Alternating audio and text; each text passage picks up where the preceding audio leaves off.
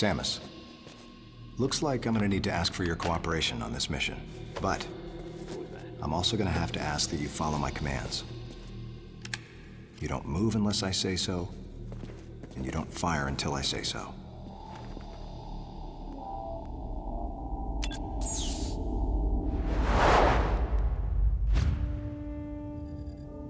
Any objections, lady? The thumbs up sign had been used by the Galactic Federation for ages. Me?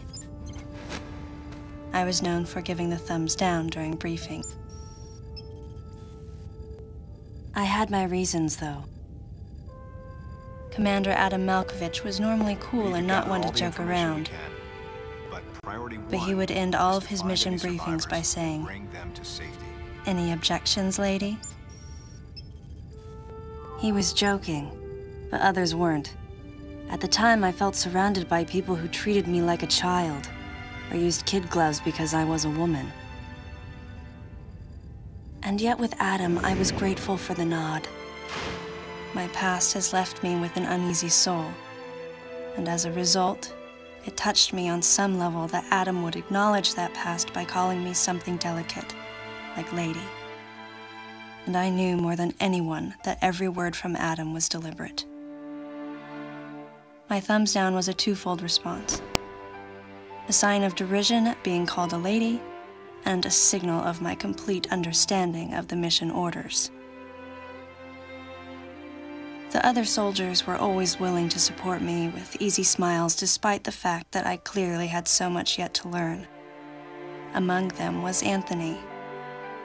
In the face of his well-meaning behavior and that of the other soldiers, my response was to become increasingly bitter.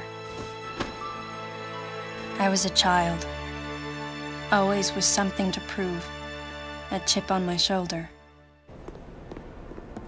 And I was angry. I felt that if I let my guard down, I would easily be broken. And beyond that, I was scared. But even in the naivete of my youth, I could see in Adam's joking manner how close he felt to me. Adam knows my past, and he knows me better than anyone else. Confession time. Because I was so young when I lost both of my parents, there's no question I saw Adam as a father figure. When I rebelled against him, I knew I could get away with it. And his paternal compassion in the face of my rebellion reinforced the special bond I felt with him. I understood well that chances were slim that I would ever find anyone that understood me like Adam. And yet, when the time came, I still left his side. I was so young and naive.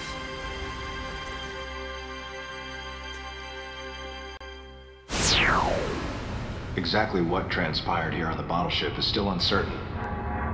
Here's what we do know. The equipment we thought had been destroyed is operational again. And we've seen casualties attributed to an unidentified and lethal creature. The situation is critical. We need to gather all the information we can, but priority one is to find any survivors and bring them to safety. Consider this site extremely dangerous. Be careful as you make your sweeps. And there's one problem. The wireless interference in this facility is all-pervasive. Your comm systems are useless. As a result, communication channels will be limited to the facility's navigation booths. Well then, Lyle, investigate Sector 1 and show a little restraint with the explosives. Gotcha. Maurice, you cover Sector 2.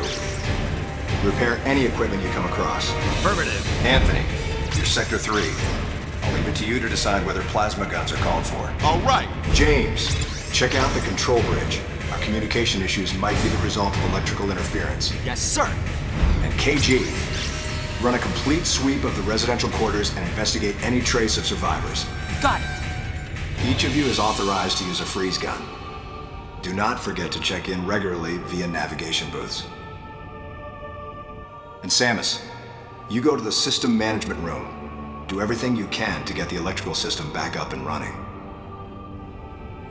Looks like your comm system is still functional. Remember, everything you see will also appear on this screen. Regarding auxiliary weapons, the use of bombs has been authorized. As far as your other weapons go, we will continue to investigate and authorize use as we can. However, we currently have no plans to authorize the use of power bombs. As you know, they have the ability to spread a high-temperature heat wave over a large area, impacting living things, which is a nice way of saying they can vaporize humans instantly. You should be well aware of how dangerous power bombs are, and how their devastation can't be obstructed with common materials. Once the mission in the system management room is complete, I need you to report back. I'll give you your next orders then.